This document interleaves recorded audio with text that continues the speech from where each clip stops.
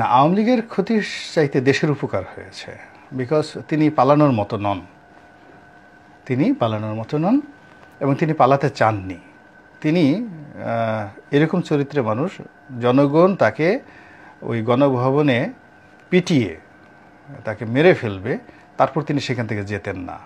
যারা ওখানে ছিলেন তাদের খবরের মাধ্যমে আমরা জানতে পেরেছি যে তিনি একেবারে সরাসরি তার এসএসএফের মাধ্যমে তিনি ফাইট করতে রাজি ছিলেন এবং ওখানে সেনা প্রধানকে এসএসএফের মাধ্যমে গুলি করে মারার ব্যাপারে তিনি সিদ্ধান্ত নিয়েছিলেন।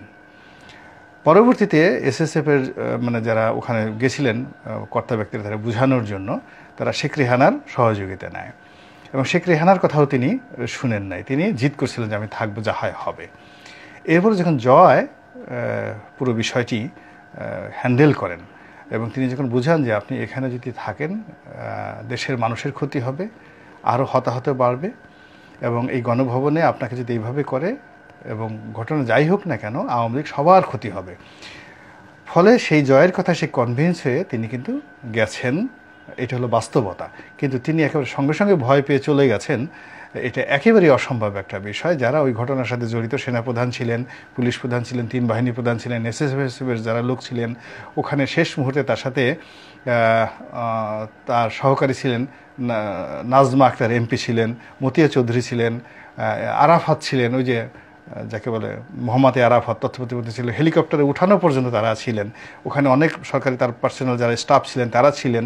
তো কাজেই এগুলো তো ইতিহাস, তারা এই জিনিসগুলো গোপন রাখতে পারবে না। আমরা খালি বললাম যে শেখ হাসিনা বলছে পালাবো না পালাবো না, এখন সে পালিয়ে গেল, ইটস নট দ্য ট্রু। তাকে প্রথমত বাধ্য করার চেষ্টা করা হয়েছে, তিনি অবাধ্য হয়েছেন, বলে মরে যাব কিন্তু পালাবো না। পরবর্তীতে তার পরিবারের যারা লোকজন আছে তারা তাকে কনভিন্স করেছে যে এই সময়টাতে আপনার এখান থেকে সরে যাওয়াটা বুদ্ধিমানের কাজ। আচ্ছা, কিন্তু তিনি যখন দেশ ত্যাগ করলেন, আমি যেভাবে বলি পালিয়ে যাওয়া, দেশ ত্যাগ করা, পরবর্তীতে জয়ের বক্তব্য আসছে রাজনীতি করবে না, পরপর 4 দিনে 4 রকমের মানে স্ববিরোধী বক্তব্য। না, এটা স্ববিরোধী বক্তব্য না, এটাই বাস্তবতা। এটা বাস্তবতা হলো, এটা ভালো দিক, জয়ের ভালো দিক। প্রথম ভালো দিক, তিনি খুব অনেস্টলি যেটা বলেছেন যে আমি প্রথমে হতাশাগ্রস্ত ছিলাম, বিক্ষুব্ধ ছিলাম, সেন্টিমেন্টাল ছিলাম। তো বোকা মানুষরা করে কি, একটা কথা বলে ওইটার উপরে স্থির থাকে, কিন্তু পরবর্তীতে অবস্থার দৃষ্টিতে তিনি সিদ্ধান্ত পরিবর্তন করেছেন। তো এই যে 4-5 বার যিনি 4-5 বার কথাবার্তা বলেছেন, ইট মিনস যে সময়ের প্রয়োজনে, রাজনীতির প্রয়োজনে তিনি নেগোশিয়েট করতে রাজি, সিদ্ধান্ত পরিবর্তন করতে রাজি। এটা রাজনীতির জন্য খুবই উপকারী।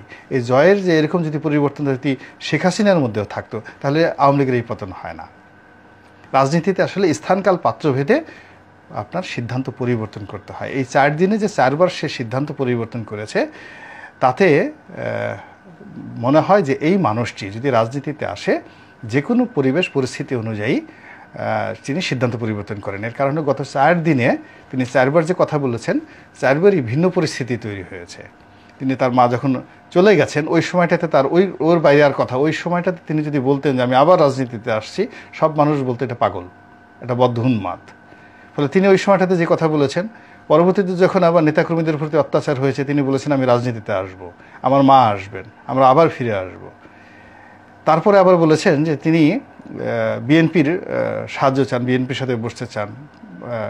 তারপরে যারা এখন ক্ষমতা চালাচ্ছেন তাদেরকে তিনি স্থির থাকতে বলেছেন। তারপর তিনি আবার বলেছেন যে বেগম খালেদা জিয়ার প্রতি অন্যায় করা হয়েছে, আওয়ামী লীগ বিএনপি ছাড়া কোনো দল নেই। এই যে 4 কথা, আপনি প্রতিটি কথার মধ্যে সংযোগ স্থাপন করেন, কার্যকরণ স্থাপন করেন, আপনি দেখবেন যে হি ইজ রাইট এবং দিস ইজ কল্ড পলিটিক্স।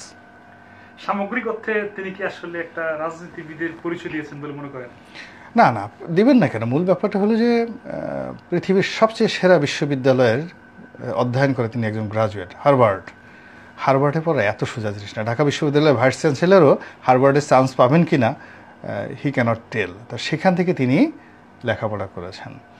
তার আইকিউ লেভেল হলো অ্যাবভ 9-এর উপরে তার আইকিউ লেভেল।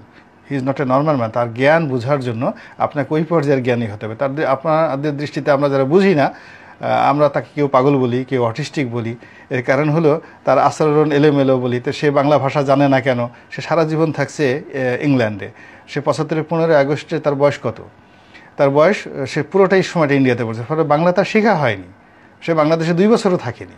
ফলে যখনই বাংলা বলি সে সেটা ইংরেজিতে অনুবাদ করে গ্রহণ করে দেন, আবার বাংলাতে তার মস্তিষ্ক অনুবাদ করে আবার সেটা আমাদের কাছে বলতে যায়, ফলে তার বাংলাটা ভালো হয় না। কিন্তু বুঝতে হবে যে তার শরীরে যে জিন, জেনেটিক, তার যে ইঞ্জিনিয়ারিং, তার বডি কনস্ট্রাকশন, এটা কি? এটা বাংলাদেশের সেরা পরমাণু বিজ্ঞানী ডক্টর ওয়াজেদের রক্ত তার শরীরে।